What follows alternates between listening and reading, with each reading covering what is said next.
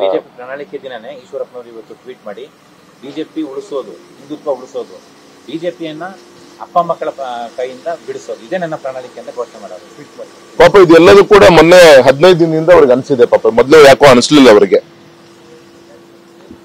ಯಾವಾಗ ಅವರ ಸುಪುತ್ರರಿಗೆ ನಮ್ಮ ಪಕ್ಷದ ಹೈಕಮಾಂಡ್ ಅವರು ಕೂಡ ನಿರೀಕ್ಷೆ ಮಾಡಿದ್ರು ಸಿಗ್ಬೇಕು ಅಂತೇಳಿ, ನಾವು ಕೂಡ ಹಿತೈಷಿಗಳು ನಾವು ಕೂಡ ಚಿಂತನೆ ಮಾಡಿದ್ವಿ. ಅದೇ ಇದು ಹೈಕಮಾಂಡ್ ತೀರ್ಮಾನ. ಅದೇ ಅದು ಎಲ್ಲದೂ ಕೂಡ ನಮ್ಮ ಕುಟುಂಬದ ಮೇಲೆ ವೈಯಕ್ತಿಕವಾಗಿ ಟೀಕೆ ಪ್ರಹಾರಗಳನ್ನ ಮಾಡುವಂತ ಕೆಲಸವನ್ನ ಸನ್ಮಾನಿಸಿದ ಈಶ್ವರಪ್ಪನವ್ರು ಮಾಡ್ತಾ ಇದ್ದಾರೆ. ಹಾಗಾಗಿ ಅವ್ರು ಏನೇ ಮಾತಾಡಿದ್ರು ಕೂಡ ಆಶೀರ್ವಾದ ಅಂತ ನಾನು ಅನ್ಕೊಂಡಿದ್ದೀನಿ. ಚುನಾವಣೆ ನಂತರ ಇದಕ್ಕೆಲ್ಲದಕ್ಕೂ ಕೂಡ ಜನ ಮತದಾನದ ಮುಖಾಂತರ ಉತ್ತರವನ್ನ ಕೊಡ್ತಾರೆ. ಈಗ ಅವರು ಸಂಧಾನ ಮಾಡುವಂತ ಹಂತ ಇಲ್ಲ, ಈಗ ಅವರು ವಾಪಸ್ ಬರುವಂತ ಹಂತ ಇಲ್ವಾ ಸರ್? ನಾನು ಶಿವಮೊಗ್ಗ ಲೋಕಸಭಾ ಕ್ಷೇತ್ರ ಒಬ್ಬ ಅಭ್ಯರ್ಥಿ ಅಷ್ಟೇ. ನಾನು ಸಂಘಟನೆ ಯಾವುದೇ ಜವಾಬ್ದಾರಿ ನಾನು ತೆಗೆದುಕೊಂಡಿಲ್ಲ. ಸೊ ಆ ರೀತಿಯಂತ ತೀರ್ಮಾನಗಳು ಪಕ್ಷ ತೀರ್ಮಾನ ತೆಗೆದುಕೊಳ್ಳುತ್ತೆ.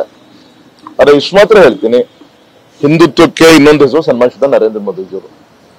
ಸನ್ಮಾನಿಸಿದ ನರೇಂದ್ರ ಮೋದಿಜಿಯವರೇ ಶಿವಮೊಗ್ಗ ಬಂದು ರಾಘವೇಂದ್ರನ್ಗೆ ಒಳ್ಳೇದಾಗ್ಬೇಕು, ಬಿಜೆಪಿ ಗೆಲ್ಲಿಸಬೇಕು ಅಂತ ಮತವನ್ನ ಕೇಳ್ಕೊಂಡು ಹೋಗಿದ್ದಾರೆ. ಈ ರೀತಿ ಸ್ಪಷ್ಟತೆ ಇದ್ದಾಗೂ ಕೂಡ ಮತದಾರನ ತಪ್ಪದಾರಿಗೆ ಎಳೆಯುವಂತ ಪ್ರಯತ್ನವನ್ನ ಗೌರವಂತ ಈಶ್ವರಪ್ಪನವ್ರು ಮಾಡ್ತಾ ಇದ್ದಾರೆ. ಜನ ಪ್ರಜ್ಞಾವಂತರಿದ್ದಾರೆ. 15 ದಿನದಲ್ಲಿ ಹಿಂದುತ್ವ, 15 ದಿನದಲ್ಲಿ ಬಿಜೆಪಿನ ಉಳಿಸಬೇಕು ಯಡಿಯೂರಪ್ಪನವ್ರ ಕುಟುಂಬದಿಂದ.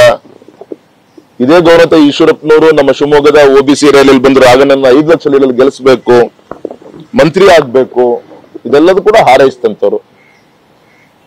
ಇವತ್ತು ಈ ರೀತಿ ಮಾತಾಡ್ತಾ ಇದ್ದಾರೆ.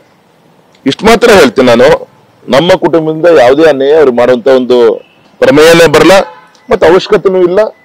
ನಾವು ಅವರು ಅಂತಂತೆ ಎಲ್ಲ ಒಟ್ಟಾಗಿ ಹೋದಂತ ಒಂದು ಕುಟುಂಬಗಳು.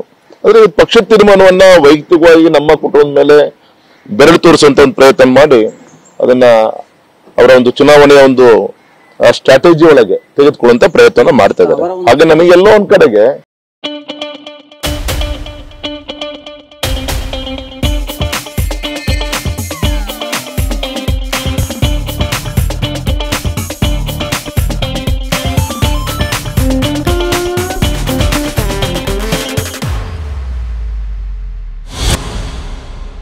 ಅವರಿತ್ತು ಪಾಪ ಯಡಿಯೂರಪ್ಪನವ್ರ ಕುಟುಂಬದ ಬಗ್ಗೆ ಮಾತಾಡ್ತಾ ಇರಬಹುದು.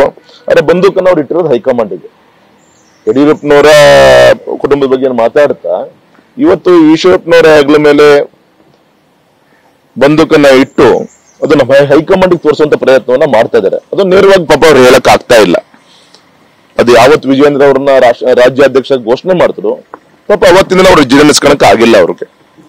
ಇದೆಲ್ಲ ವಿಚಾರಗಳನ್ನ ಇಟ್ಕೊಂಡು ಮತ್ತೆ ಇನ್ನೊಂದು ಹೆಜ್ಜೆ ಮುಂದೋಗಿ ಯಾವತ್ತು ನಮ್ಮ ಸಹೋದರ ಸಮಾನ ಕಾಂತೇಶ್ ಅವರಿಗೆ ಅವಕಾಶ ಸಿಗ್ಲಿಲ್ಲ, ಇನ್ನು ಡೆಸ್ಪರೇಟ್ ಆಗಿ ಈ ರೀತಿ ಅಂತ ಒಂದು ಮಾಡ್ತಾ ಇದ್ದಾರೆ.